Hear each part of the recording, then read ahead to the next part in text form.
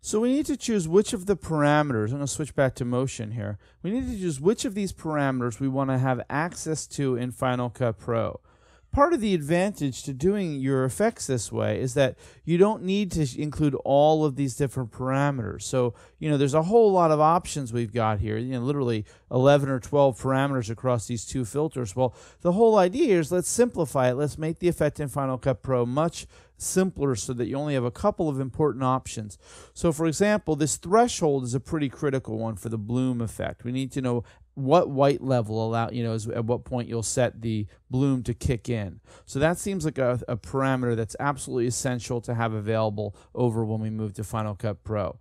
You also could control the amount, right? How much blooming effect. So, depending on what the threshold is, how hot and bright it gets. But I actually think that we can say, no, we've decided we want a fixed amount at a certain level. Let's say, 5 or 7 there. And we want to just adjust that threshold. So whatever the threshold is, it's going to kick in the exact amount, the exact brightness, right? There's all these different parameters that you could set. We're going to leave basically at their defaults and then just publish this threshold parameter.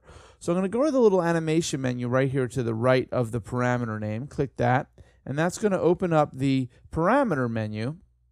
And here I'm going to click the word publish. And when you assign publish, that sets that parameter to be published in this effect.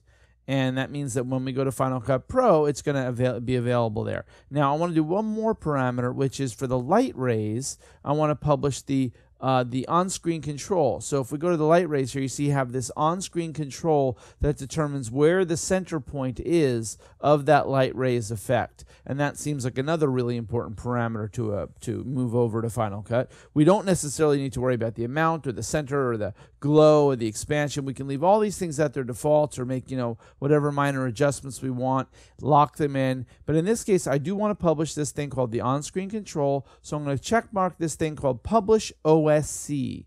And when I turn that on, now it's going to publish the on-screen control. Now all I have to do is save it. And when I switch over to Final Cut Pro, the effect is still here. We will need to reapply it. So I'm going to delete the effect that we applied previously and apply the new version there. And now you'll see 2 new settings. First of all, we have a threshold slider here. So we can choose the threshold of where we want the effect to kick in.